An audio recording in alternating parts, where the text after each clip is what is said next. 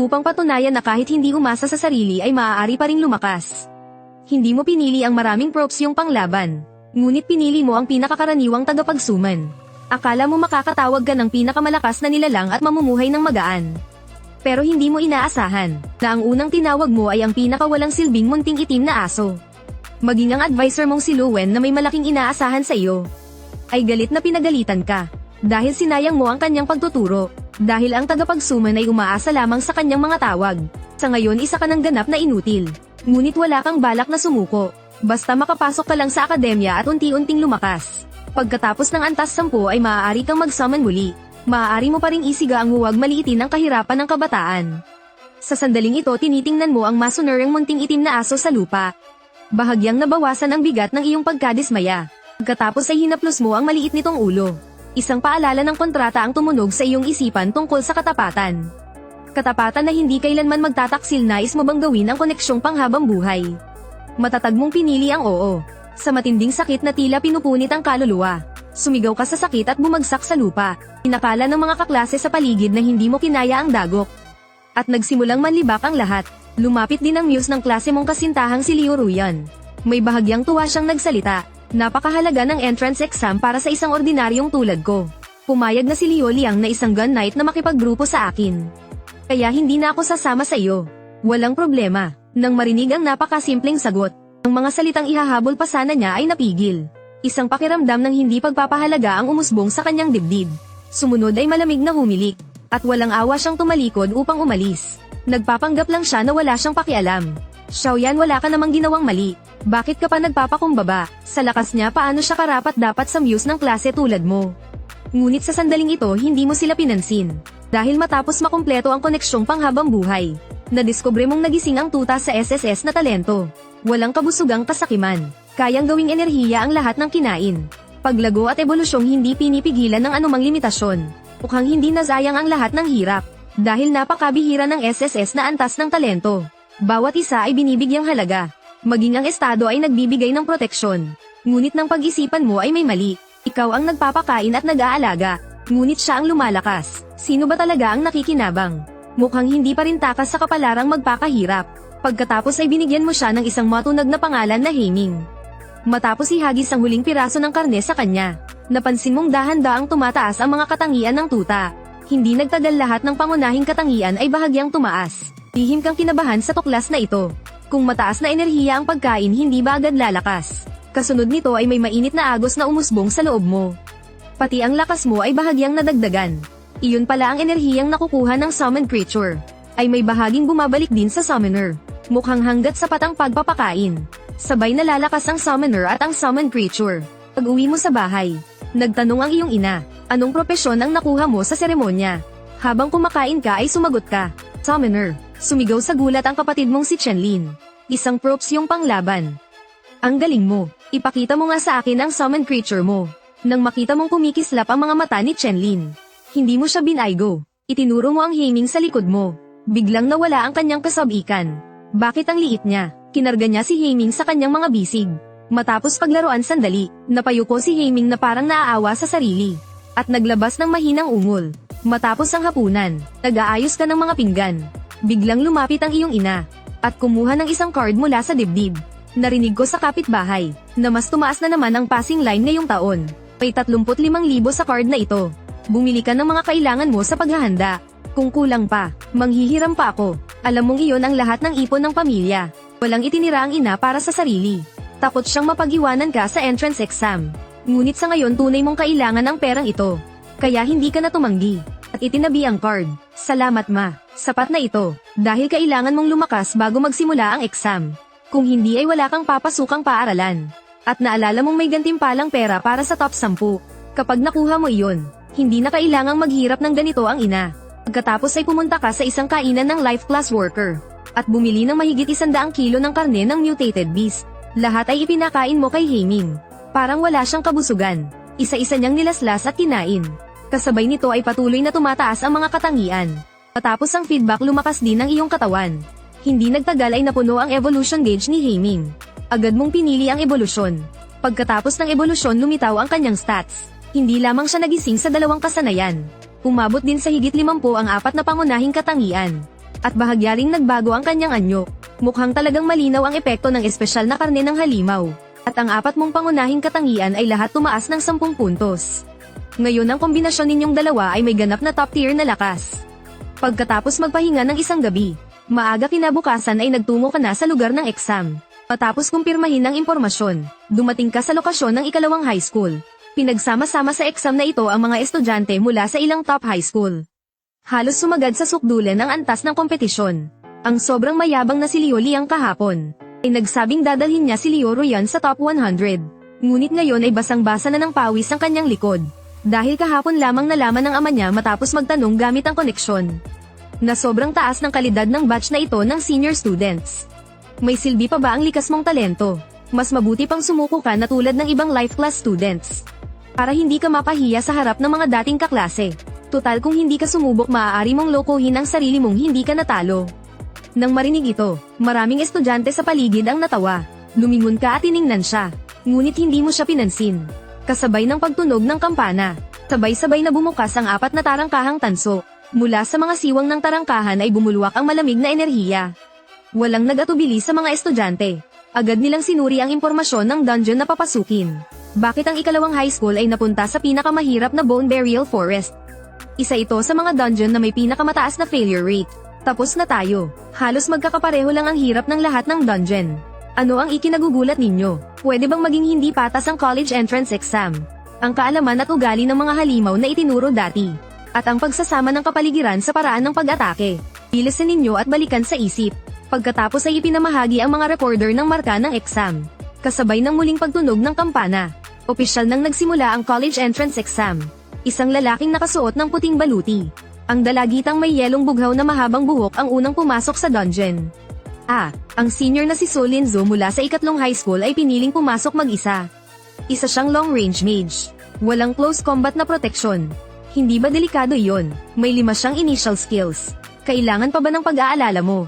Matapos pumasok sa dungeon ang mga natatanging estudyanteng solo. Bahagya kang gumalaw sa isip. At ikaw rin ay pumasok mag-isa sa dungeon. Matapos makapasok ang lahat ng estudyante. Isang guro ang pumaway at lumitaw ang 4 na kurtina ng tubig. Sinimulang i-project ang real-time na eksena sa loob ng dungeon. Biglang may kumislap na puting liwanag sa labas ng dungeon. Isang estudyante ang kusang umatras palabas ng dungeon.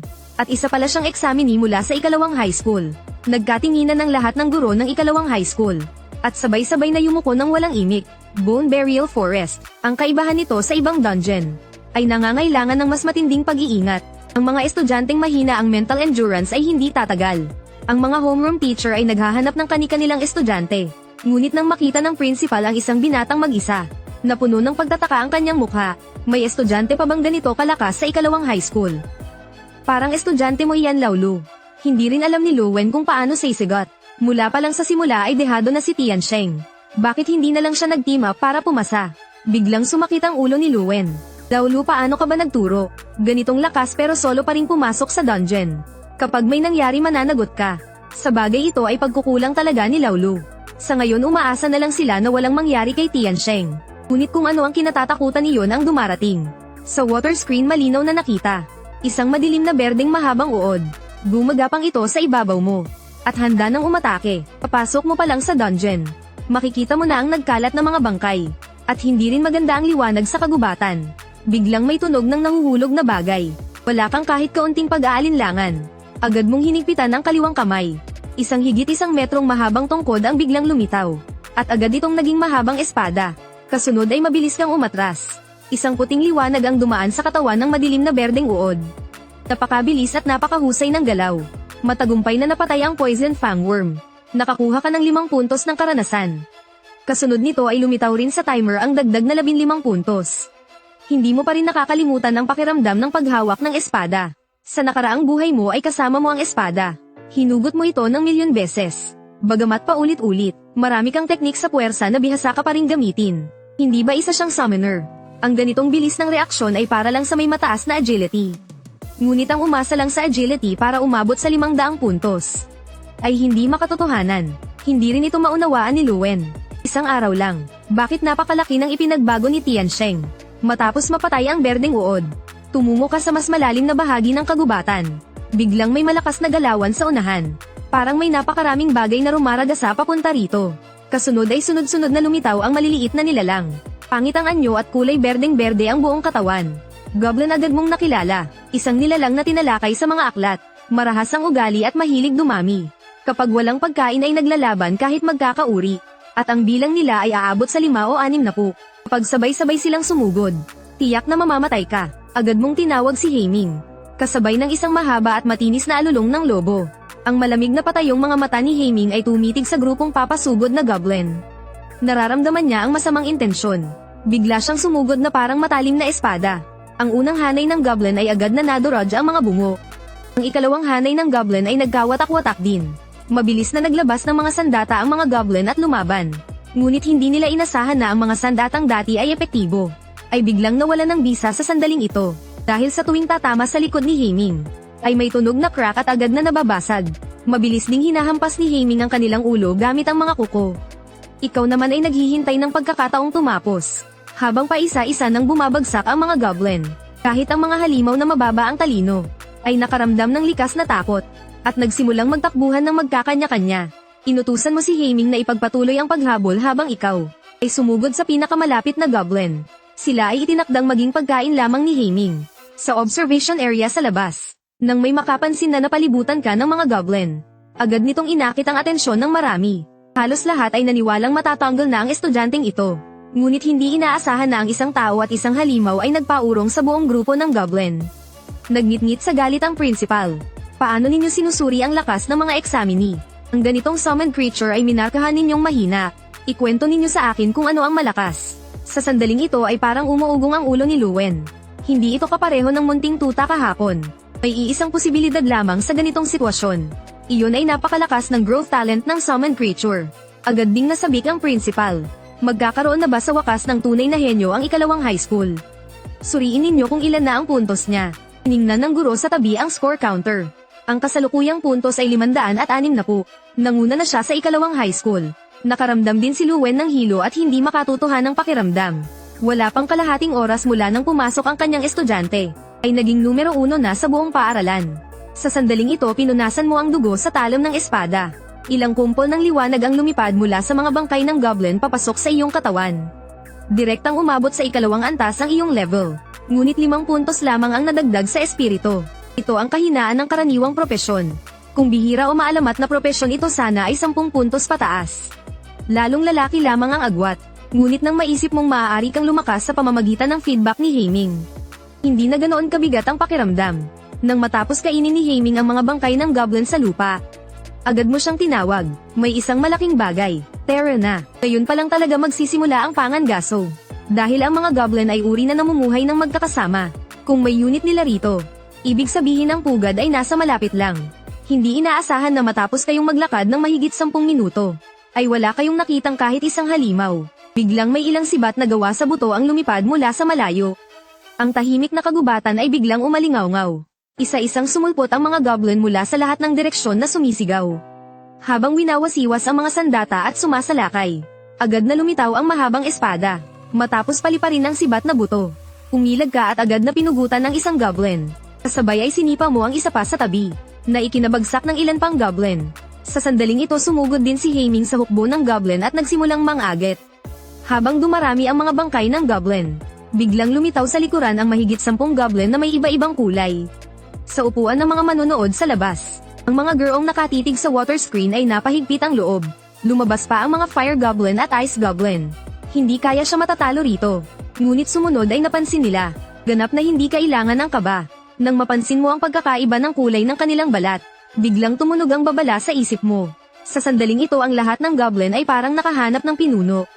Hindi na sila basta-basta sumusugod. Kasabay ng pagsisimula ng pag-awit ng fire goblin, isa-isang bolang apoy na kasing laki ng kamao ang lumipad papunta sa iyo. Ngunit lahat ay naiwasan mo sa ilang mabilis na galaw. Kasabay nito ay inabot mo at sinakal ang leeg ng isang goblin. Sa gitna ng kanyang takot na tingin, ibinato mo siya paitaas, direkta sa paparating na mga bolang apoy. Ikaw ay naging parang tagapaghagis ng goblin. Ginagamit ang bawat goblin bilang bala at ibinabato palabas. Direktang tumatama sa mga fire goblin. Lahat ng nakapanood mula sa labas ay natulala. Pwede pala itong gawin. Maging ang advisor na si Luwen ay napatigil. Parang hindi niya itinuro ang ganitong paraan ng pag-atake. Sa sandaling ito ang mga Fire Goblin ay hilo na sa pagbagsak. Tuwing mag-cast sila ay tumatama sa sarili nilang kauri. Pag hindi naman sila mag-cast ay papatayin sila. Sa gitna ng kaguluhan, nakapalibot na si Haeming mula sa likuran.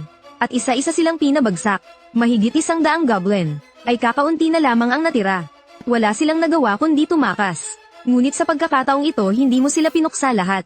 Tahimik mo lamang silang sinundan mula sa malayo. Handang wasakin mismo ang kanilang pugad. Nang pumasok ang mga goblin sa isang kuweba. Matapos mag-isip sandali ay sumunod ka rin.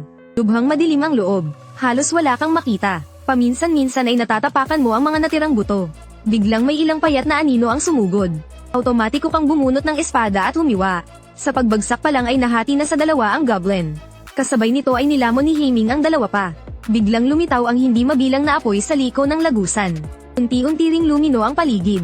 Nang makita mo ng malinaw ay biglang nagbago ang iyong mukha. Agad kang umatras. Hindi mabilang na pangit na anyo ang gumapang sa mga batong pader sa itaas. Nakanganga at nakatitig sa unahan. Sa susunod na sandali, parang ulan ng bulaklak ng peras ay sabay-sabay silang sumugod. Mabilis mong ginamit ang skill ng Summoned Beast na Gigantification. Agad lumaki ang katawan ni Haeming hanggang mahigit 4 na metro. Sinalubong niya ang mga goblin at sumugod pasulong. Parang umulan agad ng mga goblin sa paligid. Sinamantala ni Haeming ang pagkahilo nila sa pagbagsak. Sabay ng pagwawalis ni Haeming sa estado ng Gigantification. Nakipagsabay ka ring maglinis. Matapos umabante ng kaunting distansya. Biglang umalingaw-ngaw ang isang napakalakas na ungol. Isang dambuhalang halimaw na parang maliit na gusali ang dahan-daang sumilip. Nang makita niyang halos nalipol ang mga goblin na naghahanap ng pagkain para sa kanya. Agad siyang tumitig ng may mapulang mga mata. Tanging mabahong hangin lamang ang iyong naramdaman. Dali-dali mong sinuri ang kanyang mga katangian. Isa pala itong boss na troll. Bago ka pa man makabawi, agad siyang sumugod. Sa loob ng kuweba ay parang nanginginig ang lupa. Ngunit kahit kaharap ang mas nakakatakot na troll, si Haeming ay walang pag-aalinlangang sumugod pa rin. Walang kahit kaunting pag-aalinlangan. Agad siyang tumalon at lumapag sa katawan ng troll. Ngunit 4 na mababaw na sugat lamang ang naiwan. Umungal ang troll at biglang naging marahas habang hinahawakan ang ulo ni Haeming. Bigla niya itong inihampas sa pader ng bato. Kasabay nito ay bumagsak ng mabigat ang dambuhalang katawan. Nang makita mong napigil si Haeming, agad mong ginamit ang talento ng Summoned Beast. Skill na Enhancement. Ang Summoner ay may 3 kasanayan. Summon ng Enhancement at Recovery. Hindi ka pa kailanman nakatagpo ng ganito kalakas na kalaban. Sa pagkakataong ito ay halos nailabas mo na ang lahat ng kakayahan. Sa sandaling umepekto ang enhancement, direktang naihagis ni Haeming sa lupa ang troll, sa gitna ng dikit na labanan.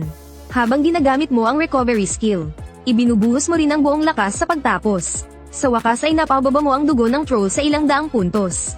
May ilang estudyante sa paligid na nakarinig ng ingay. Ang boss ng Bone Burial Forest ay hindi bababa sa level 12. Anong grupo ang may ganito kalakas na lakas panlaban? Sa sandaling ito ay may isang 3 taong grupo na dumating. Umaasang makatulong at makakuha rin ng bahagi. Ngunit nang makarating sila ay natigilan silang lahat. Dahil ang nakikipaglaban sa boss ay hindi isang koponan, kundi ikaw lamang mag-isa. Sa sandaling ito ay ginamit mo ang espada sa loob ng tungkod para sa huling saksak. Ang dugo sa ulo ng troll ay mula 1 ay naging 0. Ang espadang nasa loob ng tungkod ay nagpapatunay ng iyong pagkakakilanlang summoner. Walang ni isang estudyante sa paligid ang naglakas loob makialam. Kasama rin doon sina Liu Liang at Liu Ruyan. Pareho silang nakatulala sa tanawing nasa harap. Hindi nila inakalang ang munting itim na aso ay magiging ganito sa loob lamang ng isang araw. Sa sandaling ito ay may isa pang 4 na taong grupo na lumapit. Ito ay si Zhao Weiyang mula sa special class. Hindi ko inakalang may tulad mo palang malakas sa ating paaralan. Mukhang malubha ang sugat ng summoned creature mo. Kailangan ba ninyo ng tulong sa pagpapagaling? May holy priest sa aming grupo na napakalakas mag-heal. Kakatapos pa lamang niyang magsalita, si Zhao Weiyang ay nasipa ng cute na dalagang nasa likuran. Tumingin ka sa kanila at ngumiting sumagot. Hindi na, salamat. Pagkarinig nito ay naghanda na silang umalis. Ngunit bago umalis ay aksidente nilang nakita ang score counter sa iyong kamay. 5,320 puntos. Hindi napigilan ni Zhao Weiyang ang pagmumura. Sa sandaling iyon, si Liu Ruyan ay lumapit na may pamumula ang mukha. Pagdating sa harap mo, ang mapulang mga mata ni Haeming ay malamig na tumitig sa kanya. Agad nakaramdam si Liu Ruyan na parang nahulog sa yelo. Nanghina ang kanyang mga binti. Kaawa-awang tumingin siya. Hindi mo man lang siya nilingon. Tumalikod ka at bumalik sa loob ng kuweba. Hinayaan si Haeming na magpatuloy sa pagkain upang palakasin ang sarili. Nang makain ni Haeming ang lahat ng halimaw, isang sapin ng enerhiyang kapon ang bumalat sa kanya. Mukhang mas matindi ang ebolusyong ito kaysa noong huling karne ng halimaw. Hindi mo lang alam kung gaano kalakas siya paglabas. Pagkalipas ng ilang sandali, biglang pinunit ng matatalim na kuko ang tapon ng liwanag. Lumabas si Haeming na muling lumaki ang katawan. Maging ang kanyang itim na balahibo ay nagmistulang bago. Pati ang kanyang mga mata ay naging matingkad na pula. Kasabay nito ay nakatanggap ka rin ng abiso. Binabati ka ang summon ng beast ay nakakuha ng bagong skill na intimidation. Binabati ka sa pagkakaroon ng bagong talento na apoy. Nang makita mo ang napakalaking pagtaas, hindi mo maiwasang mamangha, mabilis mong binuksan ang panel. Makikita na ang kanyang base stats ay lumampas na sa 100. Mukhang aabot na sa 280 ang bilis kapag sinakian mo siya. Biglang nag-anunsyo sa loob ng dungeon. 1 oras na lamang ang natitira sa pagsusulit. Mangyaring magsagawa ng huling pagsalakay. Pagkarinig sa anunsyo, agad kang sumakay kay Haeming at nagtungo sa teritoryo ng Twisted Tree King. Isa siyang boss na nasa pinakamataas na antas ng Bone Burial Forest. Bago ang unang advancement ay itinuturing siyang T1 na Overlord. Nag-aalalang sabi ng guro mula sa elite class. Hindi ba ito masyadong mapanganib? Ang boss na ito ay higit na mas malakas kaysa sa troll. Bahagyang kumunat ang noo ng punong guro. Malaki ang inilakas ng itim na aso na kakakita lang. Tiyak na malaki rin ang itinaas ng lakas nito. Bagamat medyo alanganin ang pagpatay sa Twisted Tree Demon. Ngunit kung naglakas loob si Tiansheng ay ibig sabihing may kumpiyansa siya. Tinitigan ng advisor ang nakakagimbal na puntos ni Su Linzu mula sa first high. Hindi niya maiwasang mapabuntong hininga. Mukhang napakaliit pa rin ang tsansa na makahabol si Tiansheng. Mahigit 7,000 puntos ang agwat, at isang skill lang ng kalaban. Ay bagsak na agad ang mga halimaw. Pagkatapos bumantong hininga ng advisor, muli niyang ibinalik ang tingin sa water screen. Sa sandaling ito ay kakapasok mo pa lamang sa teritoryo ng mga Trent. Ang bawat dambuhalang puno ay biglang nagising. Binuksan nila ang kanilang mapulang mga mata. Kasabay nito ay ilang sanga ang biglang sumaksak patungo sa iyong mukha. Mabilis mong binunot ang espada sa loob ng tungkod. At mabilis na iwinasiwas pasulong. 5 katawan ng puno ang agad na naputol. Nawalan ng sigla. Ang sigaw ng Trent ay umalingaw-ngaw mula sa di kalayuan. Tinitigan mo ang Trent at buong lakas na sumugod. Direkta mong isinaksak ang talam sa kanyang bibig. Pagkatapos ay mariing itinulak ang buong espada paloob. Ngunit laking gulat mo nang manlaki lamang ang mga mata ng Trent. Parang labis siyang nagulat, at hindi pa agad namatay. Ito ay lubos na nagbago sa iyong pagkaunawa. Ganito pala katibay ang buhay ng isang level 8 na halimaw. Ngunit hindi tumigil ang iyong kamay. Sinimulan mong paikutin ang hawakan ng espada sa loob ng katawan nito. Bumulwak ang berdeng likido mula sa bibig ng Trent, sa gitna ng kanyang takot na titig. Tinagtad ng talam ang kanyang katawan at hinati sa dalawa. Sa huli ang Trent na ilang metro ang taas ay bumagsak at namatay. Nang makita ang pagkamatay ng kanilang kauri, ang mga Trent sa paligid ay umungal at sabay-sabay sumugod. Handang palibutan ka bilang isang hindi kilalang mananakop. Sabay nito ang sigawan ay gumising sa mga natutulog na Trent. Mas marami pang malalaking nilalang ang dumating mula sa malayo. Alam mo ang sariling kakayahan mo. Agad mong inutusan si Haeming na magpalabas ng apoy. Nang lumabas ang lilang apoy mula sa katawan ni Haeming, mabilis siyang sumugod patungo sa kumpol ng mga Trent sa unahan. Sa sandaling dumaikit siya sa grupo ng mga Trent. Isang nakakatakot na eksena ang nangyari. Agad na sinindihan ng lilang apoy ang mga dahon sa katawan ng mga Trent. Pati ang mga puno ay nabalot ng apoy. At patuloy pa itong kumakalat. Kahit anong pagpupumiglas ang gawin nila. Hindi namamatay ang apoy bagkos ay lalo pang lumalaki. Nakita mo ang eksenang ito at lihim kang nabahala. Hindi mo inakala na ang katangian ng apoy ni Haeming ay mutated. Isa talaga itong likas na kalaban ng mga Trent. At patuloy pa niyang kinakagat ng marahas ang mga Trent. Ang kalaban ay abala sa pag-apula ng apoy at hindi makaganti. Hindi nagtagal, lahat ng Trent sa loob ng 100 metro ay nadamay sa apoy. Direktang naging karanasan at pumasok sa iyong katawan. Bigla kang nag-level up sa mismong lugar. Tumaas din muli ang mga attribute ni Haeming dahil sa iyo. At nang tuluyang maubos ang lilang apoy, ang mga Trent ay nag-anyong mga munting ahas ng enerhiya. At bumalik sa loob ng katawan ni Haeming. Doon mo lang naunawaan na habang nasusunog, ay patuloy nitong nilulusaw ang target bilang enerhiya upang palakasin ang sarili. Mukhang hindi na kailangang kainin ni Haeming ang bangkay ng halimaw. Maaari ng talikuran ang matrabahong prosesong iyon. Matapos mapuksa ang lahat ng Trent sa paligid, sinilip mo ang sarili mong puntos. 7,120 puntos. May kaunting agwat pa bago makuha ang scholarship. Biglang bahagyang yumanig ang lupa. Isang dambuhalang nilalang ang mabilis na papalapit mula sa malayo. Biglang kumabog ang kanang talukap ng mata mo. Mabilis kang umatras ng 2 hakbang. Biglang sumibol mula sa lupa ang ilang sanga na kasing laki ng braso. Sumugod upang igapos at patayin ka. Kasabay nito ay umalingaw-ngaw ang galit na ungol mula sa madilim na bahagi sa malayo.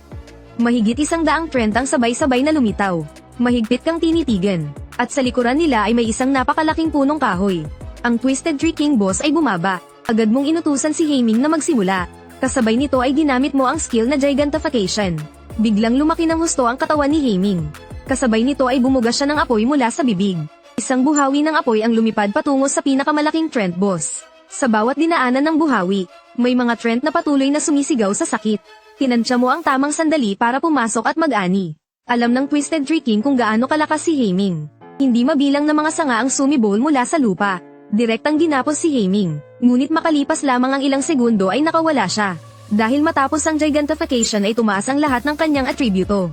Sa sandaling makawala ay agad siyang sumugod sa Trent boss. Kasabay nito ay na-activate ang Intimidation skill. Nagpakita ng makataong pagkagulat ang mukha ng Twisted Tree King. Hindi niya inakalang ganito kalakas ang isang Summoned Beast. Bago pa man niya ito maproseso, nasa harap na ng Trent boss si Haiming. Ang gininto ang mga sanga ay agad ding sinindihan ng lilang apoy. Dali-dali niyang binawi ang mga sanga upang patayin ang apoy. Sinamantala ang sandaling ito, ginamit ni Haiming ang matatalim niyang kuko upang lamunin ang Trent. Wala na siyang pakialam sa mga atake ng karaniwang Trent. Sinimulan niya ang palitang sugat na estilo ng laban. Sa sandaling ito ay puno ng takot ang mga mata ng Tree King. Nararamdaman niyang unti-unti nang nauubos ang kanyang buhay. Dali-dali siyang gumamit ng kakayahan. Tinakpan ng mga sanga at katawan ng mapusyaw na gintong mga guhit. Kasabay nito ay naging napakatalam ng mga sanga. Mabilis na itinuwag patungo kay Haiming. Nabutas ang balat at laman ni Haiming. Ngunit lalo lamang nitong pinukaw ang kanyang bangis. Habang umuungal ay isang hagod lang ay naputol ang higit 10 sanga. Kasabay nito ay nagsimulang magliyab ang itim na apoy. Sa matinding palitan ng opensiba ng magkabilang panig. Unti-unti nang napupuno ng sugat ang kanilang mga katawan. Ngunit si Haiming ay tila hindi titigil hanggat hindi namamatay. Dahilan upang unti-unting matakot ang Tree King. Ang itim na apoy ay patuloy na kumakain sa kanyang katawan. Lalong nababawasan ang mga gininto ang sanga. Pagkatapos ay umalingaw-ngaw ang malakas na sigaw ng Tree King. Kumalat ang sigaw sa paligid ng ilang libong metro. Lahat ng puno ay biglang tumalon palabas mula sa lupa. Dahil dito ay biglang kinabahan ka. Katatapos mo lang linisin ang isang lugar. Ngunit mas marami na naman ang dumating. Parang walang katapusan. Ngunit sa sandaling ito ay labis na nasasabik si Haiming. Hindi mabilang na lilang apoy ang bumalik sa kanyang katawan. Agad na tumaas ng husto ang kanyang mga katangian. Habang umaatake ay lalo siyang naging marahas. Mabilis mong ginamit ang enhance at heal. Upang magbigay ng suporta sa gilid. Muling umangat ang estado ni Haiming. Hindi nagtagal ay napasigaw niya ang Tree King sa sakit. Sa puntong ito ay napilitan ding mag-utos ang Tree King. Lahat ng Trent sa paligid ay nagsimulang umatake na parang handang mamatay. Alam ni Haiming na mamamatay sila. Ngunit pilit lang nilang pinapatagal ang oras. Muling sumabog ang lilang apoy ni Haiming. Direktang sinunog ang lahat ng Trent na pumapalibot. Ang apoy ay umabot hanggang langit. Dahil dito ay nakita ng ibang mga koponan sa Trent territory ang apoy. Si Zhao Weiyang at ang kanyang grupo ay nasa di kalayuan din. Kaya pala nawala lahat ng Trent. May taong humahamon pala sa Trent boss. Hindi kaya si Tian Sheng ang lumalaban sa Twisted Tree King. Nang marinig ito ng iba sa grupo. Sabay-sabay silang napasinghap, bagaman mahirap paniwalaan. Ngunit bukod sa kanya, wala nang iba ang may ganoong lakas. Pagkatapos ay tiningnan ni Zhao Weiyang ang score device ng grupo. Ipinakita roon ang kabuuang puntos na 1700. Masyadong marami ang mga Trent. Siguradong mahihirapan siyang pigilan ang mga iyon. Nang marinig ito ng pari na si Gu Fei ay bahagyang nanlaki ang mga mata. Huwag mong sabihing balak mo siyang tulungan. Nang makita ito ng dalawa pa ay agad silang umiling. Hindi pwede iyon. Paano kung pagdating natin ay tapos na siya? Hindi ba't sabay-sabay tayong lahat ay matatanggal? Ngunit mahina mong sinuri ito ni Zhao Weiyang. Kayang makipagsolo ng summon ni Tian Sheng laban sa higanti. Kaya siguradong kaya nitong pigilan ang Twisted Tree King ng ilang sandali. Mag-ipon lang tayo ng puntos, sapat na ang 2,000. Kahit isuko ang dungeon ay makakapasok pa rin sa top na universidad. Matapos ang ilang sandaling katahimikan ng iba, napilitan silang pumayag.